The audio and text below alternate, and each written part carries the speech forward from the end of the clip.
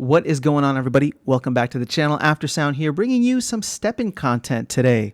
So, couple things. I have now spent roughly 48 hours with the game, or at least I've had a shoe and been walking for roughly 48 hours, as well as made my first upgrade. So I bought a level 5 sneaker, which seems to be, I guess, the base level that you can buy it at. I mean, of course, you can buy ones from like level 0 or level 1, but most of the time, a lot of these shoe flippers or shoe farmers or sneaker farmers are usually leveling it up to level 5 and then selling those as the cheapest ones in the market just to try and get them moved.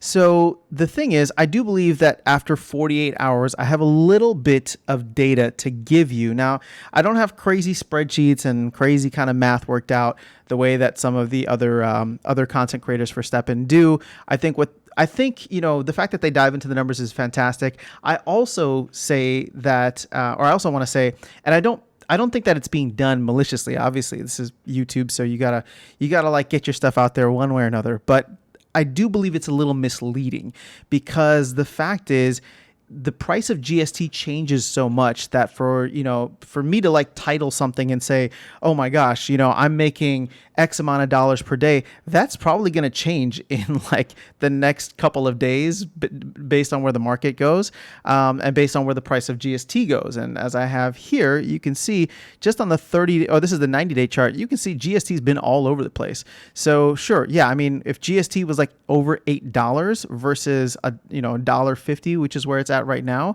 you're going to be making significantly different amounts of money every single day. So I'm not going to try and hopefully do my best not to clickbait you with anything to say you can make this much money. But I do want to let you know how much I've been able to earn over the past 48 hours. Now, there's a burning mechanic for GST. And that burning mechanic is every time you use your sneaker, so every time you go for a walk, you have to repair it. And again, usually the repair cost, actually I shouldn't say usually, but for me generally, and actually it should be usually, the repair cost for fixing your sneaker is going to be less than whatever you earn after each session, right? So far, with the repair costs that I have had to do, I am earning, and again, I don't want to give you dollars, but I am earning roughly 5 to 6 GST per day. So sure, if you want to translate that out to dollars, what is that, $1.50? So 5 to 6, I guess, anywhere from like $7 to $9 US, which isn't crazy. I'm not going to retire off of that by walking for 10 minutes a day, but it is cool. And, obviously it's nice to be able to, or to have the option, I should say, of withdrawing that GST and trading it for another currency, trading it for dollars, buying some ice cream to totally offset the walk that I went for. But for the most part, I have been focusing on just leveling up my sneaker. Again, I didn't get into this as like an investment, and I'm probably going to do a separate video on that in the future. For me, I just want to see what the hype is about. I want to see what this whole gamified fitness thing is, and leveling up my sneaker to try and get to level 9, which I believe is one of the better levels to be at. And I don't want to go into it too much right now, but there's certain thresholds. So I believe like you can go all the way up to level 30 with your sneaker, but level 9 and level 19 tend to be the best places to go, because going from like level 9 to level 10 or level 19 to level 20 is going to cost you more than just GST to burn. You'll actually have to burn some GMT, which is their governance token. And I am still diving into the tokenomics and would like to do a video on that in the future. So GST just gets paid out for whenever you walk, and I don't know the reward pools. I don't know the full tokenomics on that. But like I said, what's nice is the fact there are GST burning mechanisms, one of which that I talked about was your repair, but the other one is also leveling up your sneaker. So I leveled up my sneaker. I bought it a couple days ago at level 5, and then it cost me 6 GST to level up to level 6. And so I paid that. I believe I had to wait like 6 hours. And as soon as that happened, I was given some points to add. And you can see here, these, like my base stats are these gray lines.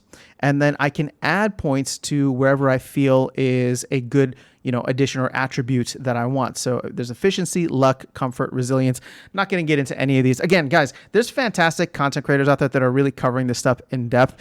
I mean, I don't even want to, it's not even a matter of like trying to compete with them. I just want to offer a different perspective. So one, for these early videos is going to be what my perspective is right now. And then in the future, it'll probably be focused on a little something else. And if you've been following me, if you've been following me for any of the Splinterlands or Rising Star stuff, then you kind of know what I'm getting at in terms of just not wanting to get all crazy. This is not the channel for Hopium. This is a channel for just finding cool stuff and sharing it and creating a hopefully engaging discussion in the comment section. So one of the things that I did, because when I bought the shoe, it already had this stuff added for efficiency. So I added some resilience. And what I know so far is that efficiency increases your earning potential. Resilience increases, or I should say decreases, the cost or wear and tear on your shoe every time you use it. And that's this little bar right here. So every time you use it, that goes down a little bit. And there's certain thresholds where once it goes down below a certain level, you are eligible to earn less. It affects your earnings overall. So you don't necessarily need to keep it at 100 all the time, but I guess I'm OCD about that. So I really want it at 100 all the time. And yeah, so as I go through with this, efficiency and resilience are probably going to be the places that I focus the most on, because what I know of luck is that you get like mystery boxes dropped if you have a high amount of luck whenever you go on a run. I don't know too much about the mystery boxes or what that all entails. And then comfort is for your GMT earnings, but you can only earn GMT if you have a level 30 sneaker. So that feels like it's something that only OGs have, or something that only people who are willing to spend for those higher dollar value sneakers are. So right now, this has been fun. I haven't taken anything out. Again, it's more so just about me trying to level up, and maybe once I get to level 9, which shouldn't take too much time actually, because within 36 hours, even after spending on the shoe repairs, I was able to get enough to level up to level 6. And so level 7 is going to require 7 GST, level 8 will require 8, and level 9 will require 9. So it's not too difficult to level up, especially if I'm just going for these walks. It's just 10 minutes a day, or sometimes I'll break it up and do 5 and 5. Again, it's really just how you want to interact with it. But if you don't use your energy for the day, it's technically wasted. You can't like cap it, or there's a cap. You can't just kind of keep stacking it over time and then go for a 40-minute run at the end of the week, or something like that. So at this point, I'm enjoying it. I like the gamification of it. I think it's really interesting. That's it's interesting to see what's going on. To address kind of where the current state of things are, from my understanding, is that there was, it's not necessarily China FUD, although that's what it's being labeled. Essentially, because I listened to the most recent AMA. So what happened in China is that there's some regulations there, and the team wanted to get ahead of things and essentially shut down operations in China. Now, there's no way to actually prove this, but a lot of the rumors, a lot of what I've been reading out there is that, a lot of the shoe farmers were out in China, who were essentially just minting bunches of shoes, right? So now they're in the process of trying to liquidate and sell out of everything before things get shut down, or maybe even as things are shut down. And so that's what's been causing this massive dip across the board, both in the token prices, GST and GMT, as well as, and probably more importantly, the actual NFTs. So, one thing that I've been reading, and I just want to throw it out there, is that this, it has a similar kind of breeding mechanic, right? And who breeds sneakers? That's a weird word to put, but I guess minting, breeding, however you want to look at it, it's a similar mechanic to what happened with Axie. And I can't say that, I can't confirm that with any kind of definitive answer, but I used to hear the same thing about Axie, where all of a sudden the market just became flooded because the incentive was for people to just mint shoes and then sell them to this massive rush of people coming in.